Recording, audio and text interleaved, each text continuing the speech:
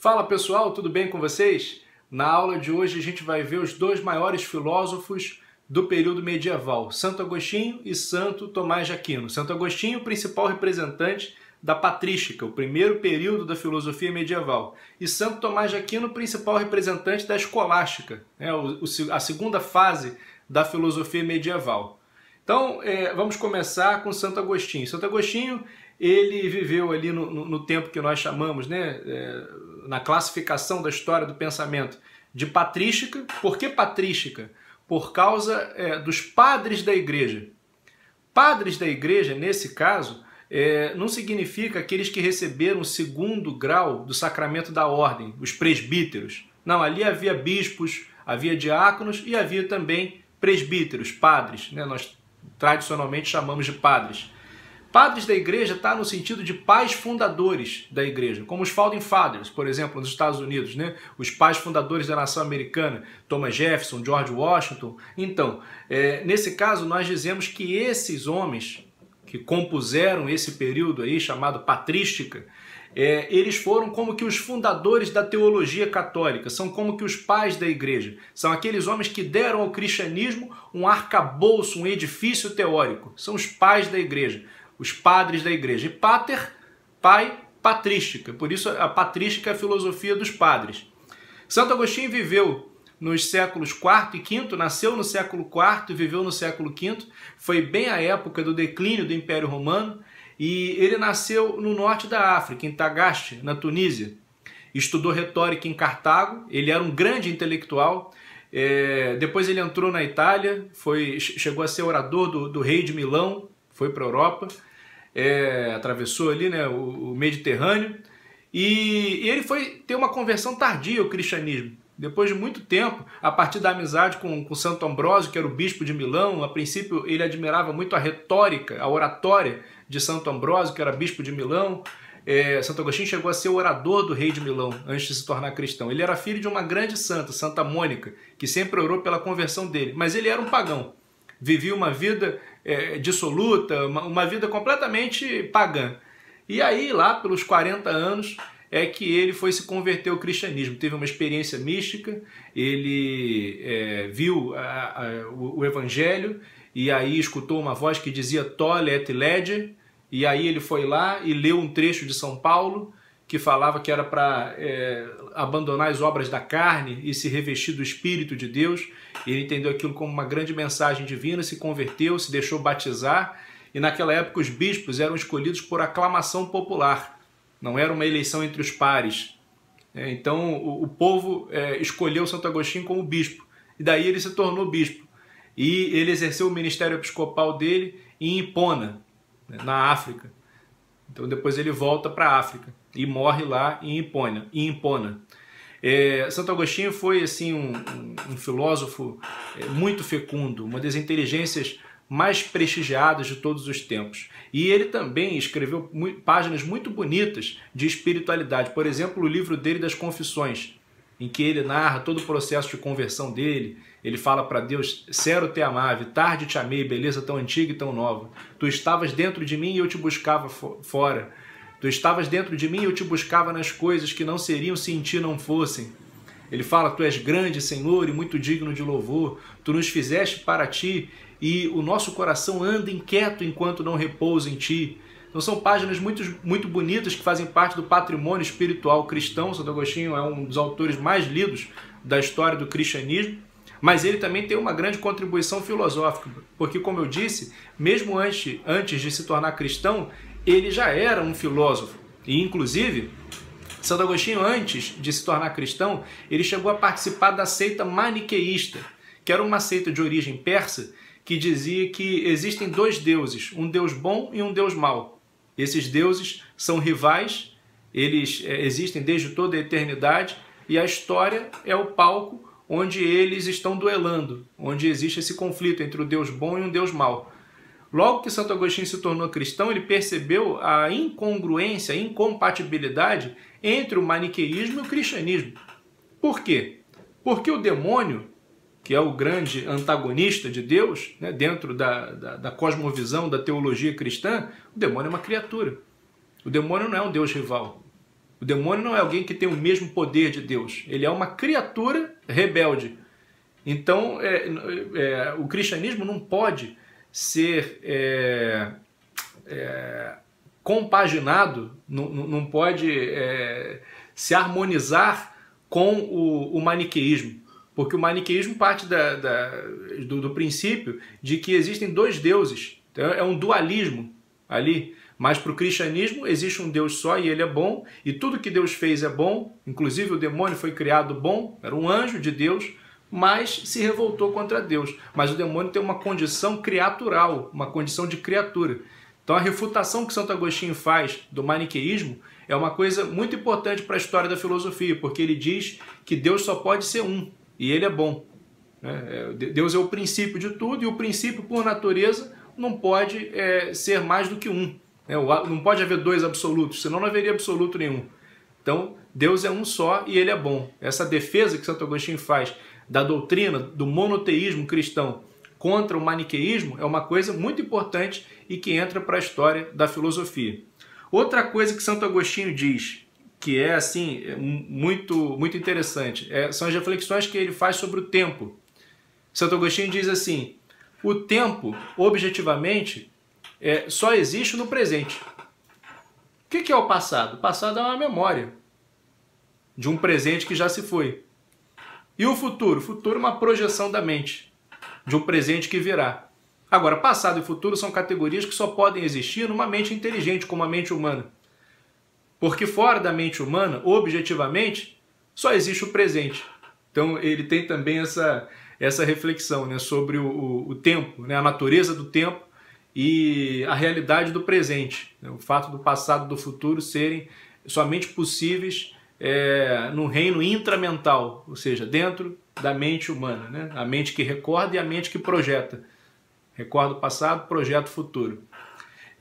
Um outro ponto importantíssimo da filosofia de Santo Agostinho, o diálogo que ele faz com Platão.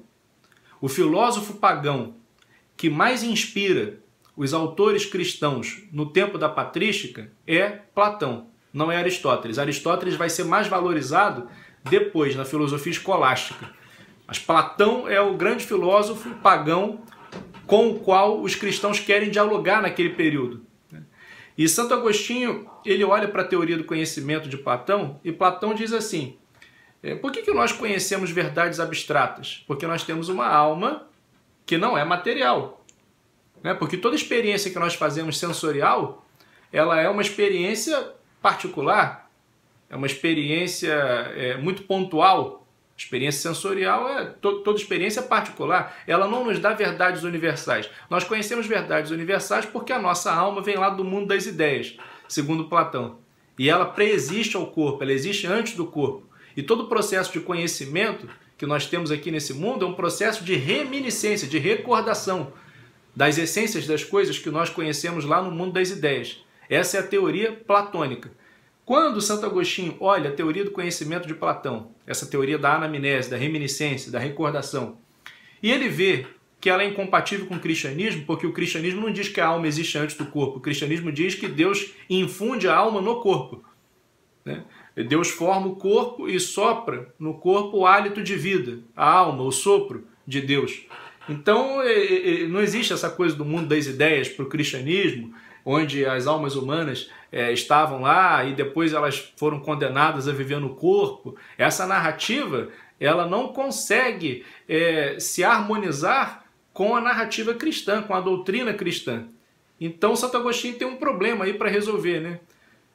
Responder a mesma pergunta que Platão procurou responder com a sua teoria do conhecimento, só que dando uma resposta que fosse coerente com os princípios cristãos, porque a resposta de Platão não é coerente com os princípios cristãos.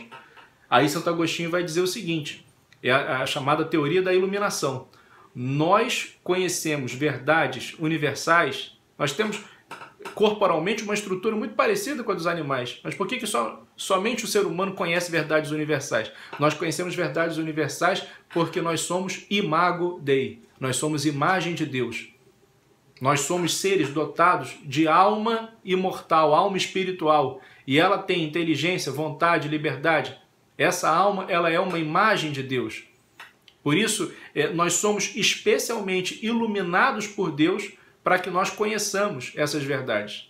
Esse é um ponto importantíssimo, né? Porque é assim que Santo Agostinho elabora a sua teoria do conhecimento, partindo do pressuposto que o intelecto humano, no fundo, ele é iluminado pela luz divina, pelo intelecto divino. Ele é alimentado pelo intelecto divino. É como se a nossa razão fosse assim uma fagulha, uma centelha daquela grande chama do intelecto divino. E ela nos alimenta. Essa é a teoria que Santo Agostinho estabelece, que a gente chama de teoria da iluminação, que é a explicação que ele dá para o conhecimento, né? Porquê do conhecimento humano ser abstrato e universal. De onde que vem essa capacidade nossa de conhecer? Isso é também muito importante. Outro ponto importante de Santo Agostinho é quando ele vê lá Platão falando do mundo das ideias, e ele fala, bom, isso aqui a gente não tem como admitir dentro da doutrina cristã, doutrina do mundo das ideias. Isso não é bíblico, não está na fé dos apóstolos, não está na revelação, então não tem como o cristão admitir essa teoria do mundo das ideias. Mas, na verdade, Deus pensou todas as coisas antes de criá-las. O próprio Salmo 138 fala isso, né? Cada dia de minha vida foi por vós pensado antes mesmo que um só deles existisse. Antes que a palavra me chegue à boca, o Senhor já a conhece toda. Então Deus conhece todas as coisas, mesmo antes dessas coisas se tornarem reais, se tornarem existentes, mesmo antes de criá-las. Então Santo Agostinho vai dizer que o mundo das ideias nada mais é do que o intelecto divino. E as ideias de Platão, as essências das coisas que existiriam antes da matéria, né, segundo Platão, na verdade são as ideias divinas. As ideias que estão na mente de Deus, que Deus tem eternamente pensado sobre elas, né, essas ideias, na verdade, são aquilo que Platão queria chamar com o nome de essências do mundo das ideias. Na verdade, são as ideias na mente de Deus. É o que Santo Agostinho diz. Então vocês vejam aquilo que eu já expliquei para vocês na aula passada. Não é a filosofia cristã que, ao travar contato com a filosofia pagã, não é a filosofia cristã que se paganiza. É a filosofia pagã que se cristianiza. Existe essa clara tentativa de estabelecer um contato entre a filosofia pagã e a doutrina cristã, mas a fé tem primazia. Então, em tudo aquilo que a filosofia pagã contrariar a doutrina cristã, essa filosofia pagã será devidamente ajustada, adaptada, para poder se amoldar à doutrina cristã. Eu expliquei isso para vocês. Então não se trata de vender o cristianismo para a filosofia, substituir o cristianismo pela filosofia, mas reconhecer na filosofia, na sabedoria pagã, alguns elementos verdadeiros. Por exemplo, quando Sócrates disse que a alma era imortal, ele estava certo, não estava? Todo cristão acredita que a alma é imortal. Por mais que o corpo possa sofrer corrupção, no processo da morte, a alma é imortal. Então Sócrates estava certo quando disse isso. Quando Aristóteles disse que a virtude é o justo meio entre o excesso e a falta, ele estava certo. Não há problema nenhum no cristão reconhecer os méritos da filosofia pagã. A filosofia pagã pode e deve ser aproveitada para enriquecer a doutrina cristã, para servir de base. A filosofia é a serva da teologia. Filosofia antila teologia. E essa é a índole da filosofia medieval. Isso que a gente vê, por exemplo, Santo Agostinho fazendo com Platão. Ele pega o que ele acha que é proveitoso na filosofia de Platão e absorve isso no cristianismo.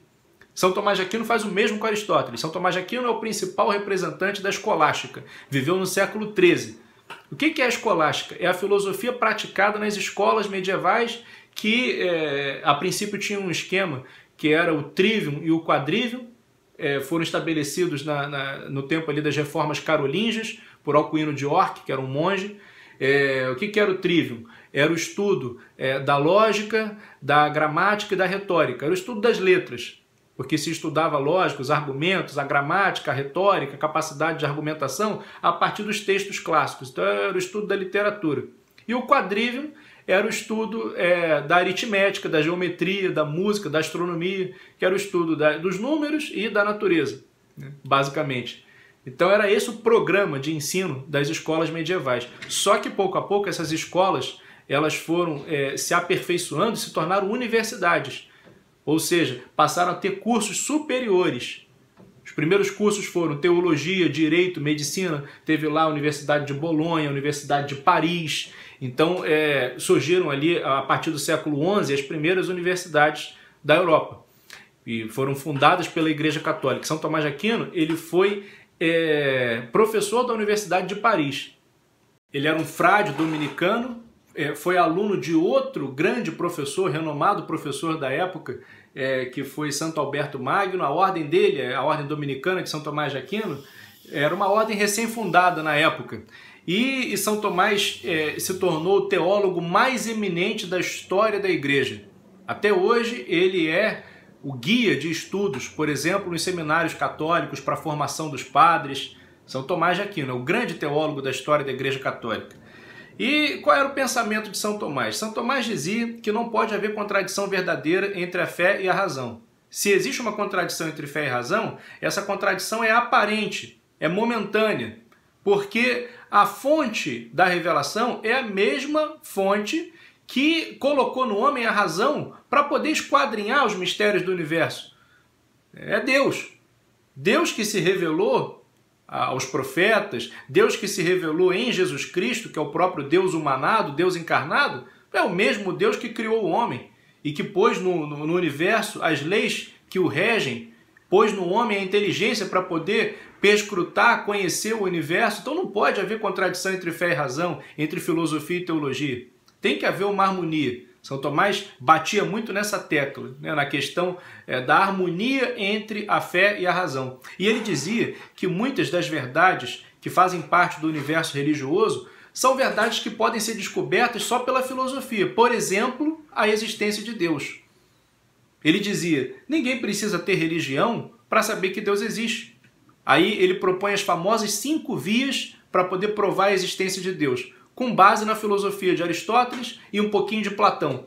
Por exemplo, a primeira via, via do movimento. Tudo que se move é movido por outro.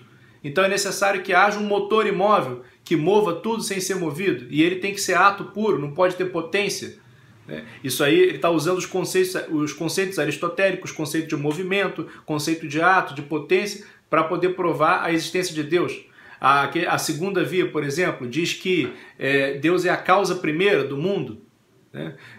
Você só tem efeitos se você tiver causas. Todas as coisas que existem têm uma causa. Você veio lá do seu pai e da sua mãe, seu pai e sua mãe vieram dos seus avós. Se você tirar a causa, você tira também os efeitos. Por exemplo, se o seu avô não tivesse existido, seu pai jamais teria existido, você jamais teria existido. Então, se você olhar para o mundo e tirar a causa primeira, que é Deus, então nada teria existido. Tem a terceira via, por exemplo, a via do ser necessário e dos seres contingentes. Todos nós somos seres contingentes. Nós não precisávamos existir. Em algum momento nós não existimos. Então, nós não existimos em algum momento, podemos deixar de existir. Como do nada, nada se faz, então é necessário que haja um ser eterno, que sempre tenha existido e que seja a causa da existência dos seres contingentes, daqueles seres não necessários. Então, Deus é o único necessário, é o único necessário. Então, todas as coisas que nós vemos nesse mundo, aí já é a quarta via, elas têm graus de perfeição diversos. Nós temos algumas coisas, por exemplo, que são relativamente boas, relativamente belas, mas é necessário que haja um ser que tenha essas perfeições todas em grau absoluto, um grau supremo de perfeição, de bondade, de beleza e de qualquer atributo que a gente veja nas criaturas. E a quinta via é a via da ordem. Tudo que existe demonstra uma ordem. O universo ele tem uma inteligibilidade. O universo tem um ordenamento. Esse ordenamento só pode vir de uma inteligência, de uma razão ordenadora. Caso contrário, a gente teria que reconhecer que a razão é um fenômeno da irracionalidade, que foi o caos que gerou a razão. Isso não faz o menor sentido. O caos não pode gerar a razão. Só a razão gera racionalidade. Então existe uma razão primeira, existe uma ordem do universo e essa ordem responde por todas as leis inteligíveis que nós verificamos no universo. Aí seria a quinta via, via da ordem racional do mundo, que exige a existência de uma inteligência, de um princípio supremo, ordenador do mundo. A lei exige um legislador. Então essa é a quinta via. Veja, São Tomás de Aquino está dando argumentos para a existência de Deus, mas são argumentos puramente filosóficos. Ele não está dizendo, olha, você tem que crer em Deus porque o profeta disse isso ou disse aquilo, porque está escrito na Bíblia assim, assado. Não, são argumentos filosóficos. Agora, esses argumentos são importantes, mas eles não são tudo, porque você tem algumas verdades, por exemplo, que você precisa da religião para saber. Por exemplo, que Deus é um só em 3 pessoas, Pai, Filho e Espírito Santo. Como que nós sabemos disso? A partir de uma conclusão filosófica? Não, a partir da revelação. Jesus revelou a Trindade. Ele disse que veio do Pai, que ele enviaria o Paráclito, o Espírito Santo, mandou batizar em nome do Pai, do Filho e do Espírito Santo, essas 3 pessoas divinas em grau de igualdade, consubstanciais. Isso nós sabemos através da revelação, nós sabemos através da fé, da religião. Então ele diz assim, existem algumas verdades sobre Deus, a sua existência, os seus atributos, que nós podemos conhecer pela filosofia, mas essas verdades acessíveis à filosofia, elas não tiram o papel da religião, não tiram o lugar da religião, porque tem coisas que nós só podemos conhecer sobre Deus através da religião. Então assim ele situa muito bem o lugar da filosofia e o lugar da religião. Ele diz assim, saber que alguém vem não é o mesmo que saber que Pedro vem. Eu posso, por exemplo, pressentir uma presença. Eu posso ouvir passos, ouvir uma voz. Eu posso ver uma sombra se movendo. Então eu sei que tem alguém vindo. Mas eu não sei que esse alguém é Pedro. Então o máximo que a filosofia, por exemplo, pode dizer a respeito da existência de Deus é que Deus existe, que Ele é eterno, que Ele é onipotente. Agora, ela não vai me dizer, por exemplo, que Ele morreu numa cruz e que ressuscitou no 3º dia. Isso aí já é uma verdade religiosa. Então, ele situa muito bem o papel da filosofia e o papel da religião. Mas vejam isso, qual é, então, a partir do estudo dos filósofos medievais, qual é a principal motivação da filosofia medieval? É procurar razões para alimentar a fé católica que movia o mundo naquela época. A fé católica que era o grande elemento unificador da civilização ocidental durante toda a Idade Média. Então essa fé católica precisava estar calcada em princípios muito sólidos, princípios lógicos, racionais, filosóficos, e foi isso que esses filósofos fizeram. Então, Santo Agostinho e São Tomás de Aquino têm o seu lugar na história do pensamento e são os 2 grandes filósofos da Idade Média. Como eu disse para vocês, Santo Agostinho, principal filósofo, grande expoente da patrística, e Santo Tomás de Aquino, principal filósofo da escolástica. Tá bom, galera? Por hoje é só isso. Eu espero que vocês tenham aproveitado bem essa aula. Vou deixar alguns exercícios para vocês fazerem e depois a gente corrige. Grande abraço!